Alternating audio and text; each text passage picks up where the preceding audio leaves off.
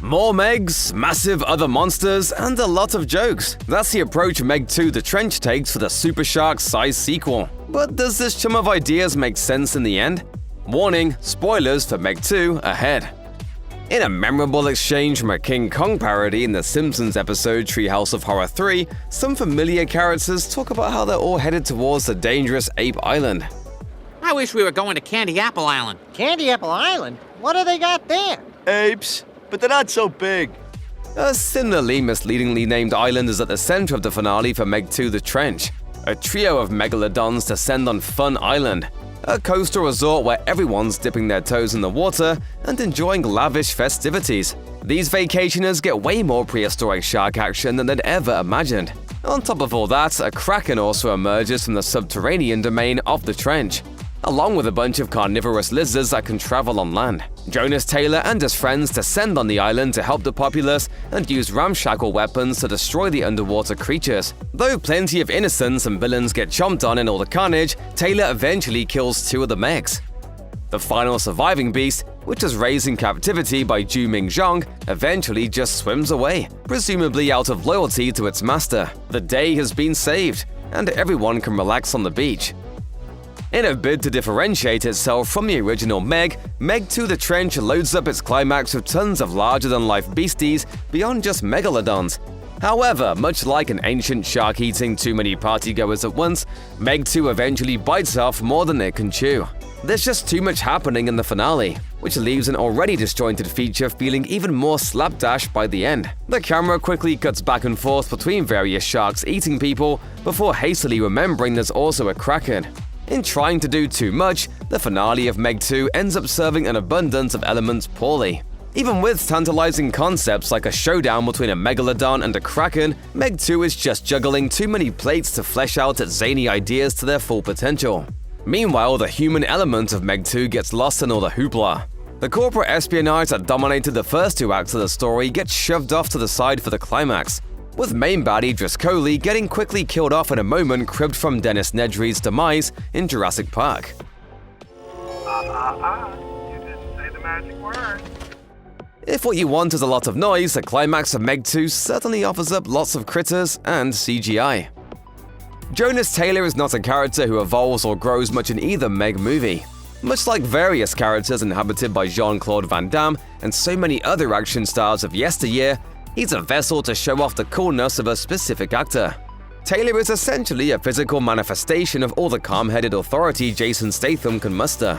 He doesn't have any discernible character flaws at the start of Meg 2 The Trench, with his first scene in the film depicting him selflessly trying to stop criminals who are polluting the ocean. From there, he acts quickly whenever there's danger afoot and tries to act as a father to youngster Mei Ying Zhang, even in the most trying circumstances. With all this in mind, it shouldn't be a surprise that the finale of Meg 2 doesn't offer up any opportunities for Taylor to grow. He's just as growly and prone to self-deprecating comedic lines once 2 of those big sharks are dead, just as he was at the start of the very first Meg movie. That will no doubt frustrate folks searching for any tangible drama within Meg 2. But die-hard Jason Statham fans will be comforted to see the performer inhabiting a consistent persona to the very last frame of this sequel. In the original, the Meg, it took sharks to take down a shark. Jonas Taylor wounded that film's massive megalodon enough to get it to spew out blood that attracted a swarm of ordinary-sized sharks. There's always strength in numbers, and the multitude of sharks were able to chow down on the wounded megalodon. Although Taylor had a hand in this beast's demise, he was by no means the sole reason the monster was destroyed. The original Meg seemed to propose that forces of nature were the only way to eliminate a massive animal. Man-made technology was truly powerless in the face of prehistoric primal power. Meg 2 The Trench goes in the opposite direction though.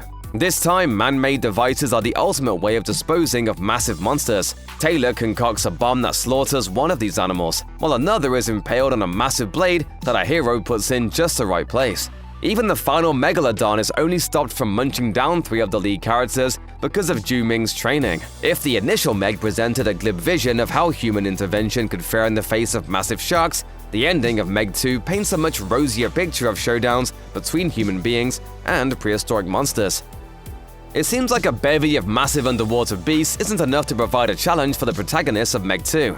because screenwriters John Hober, Eric Hober, and Dean Georgeris also created a human baddie to throw down with Jonas Taylor. This foe comes in the character of Montes, played by Sergio Perez Mencheta. He's a criminal that Taylor previously sent to a 2-year stint in prison for crimes committed in the Philippines. Years later, Montes is hankering for revenge and has his opportunity once he crosses paths with Taylor in the trench. Even as Taylor and company scramble to survive in the deepest parts of the ocean, Montes keeps serving as a violent thorn in their side. Eventually, Montes travels to Fun Island for the finale. Having risen to the surface, he's got a troop of soldiers by his side and is preparing to have a final showdown with Taylor. Though he's the biggest land-bound threat to our heroes, his presence in the climax doesn't ultimately amount to much. Montes and Taylor face off on a pier, with Taylor shooting Montes and drawing out blood that attracts one of the megalodons. Taylor proceeds to push Montes off the pier and into the mouth of the hungry beastie. Of course, Taylor can't help but cap it all off with a pun. See you later, chum. One of the main differences between the first movie and Meg 2 is the larger emphasis on comedy. The Meg was by no means a serious movie, and this comedic element seems to have inspired Ben Wheatley and the screenwriters to go even broader with the humor. This is especially true during the over-the-top climax. It's in this sequence that the returning character DJ delivers some very lengthy gags. Ultimately, DJ's main purpose is to provide some comic relief to all of the violence and carnage. An example being the long string of condoms he keeps in his survival pack. This was a bad idea. Just a little bit. Meanwhile, Taylor, Zhang, and Mac pause for a brief moment to exchange jokes about bad ideas for how to take out the megalodons, all while the beasts are chowing down on tourists in the background. The heavy emphasis on jokes, oftentimes even more so than the shark carnage, is clearly a conscious choice on the part of the creators. Perhaps it was done to avoid drawing unintended laughs from botched drama. However, whether or not lingering on shots of condoms pulled out at awkward moments is a satisfying move for a shark movie will depend on the tastes of individual viewers. When audiences first meet Juming Zhang, he's experimenting with a state-of-the-art exosuit. It's designed to allow him to travel to the bottom of the ocean, but given that this technology also gives him enough enhanced strength to punch pieces off gigantic cinder blocks, it's clear the exosuits have a lot of potential. Once our heroes are trapped in the bowels of the trench, the exosuits are critical to the team in navigating the seafloor. However, beyond this sequence in the movie, they don't play much of a role in the story. This includes a lengthy finale which sends everybody to Fun Island. Since they're on dry land, there isn't much use for the suits. Meanwhile, the enhanced strength function of this futuristic tech never comes into play despite it being a potentially useful tool when humans are squaring off against the Kraken and giant sharks. The heavy presence of exosuits in the initial scenes of the trench makes it seem like this breakthrough technology will play a big role in the film's finale. However, this ending has no room to pay off that technological marvel.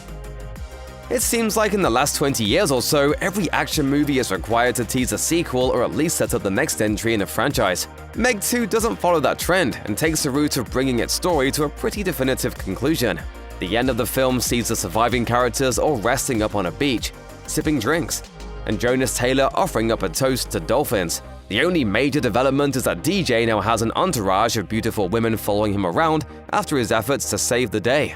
Of course, the trench does keep one megalodon alive, which could be a tease for a third film. Plus, the trench is still around. Same for all of the larger-than-life monsters residing inside. Those lingering elements are the closest thing Meg 2 offers up as sequel teasers. Otherwise, this ending is a completely standalone affair. But that doesn't mean there's nowhere to go for more Meg adventures. After all, these movies are based on a long-running series of novels by Steve Alton that have now spanned 8 installments. Additionally, books like Primal Waters have used tropes like time jumps to keep Jonas Taylor's saga going. Though the films use the novels as a springboard for original stories, there's plenty of material from other books in the series to help stir up ideas for new movies. If audiences show up in droves for Meg 2, Warner Brothers will definitely turn to Alton's books for story ideas.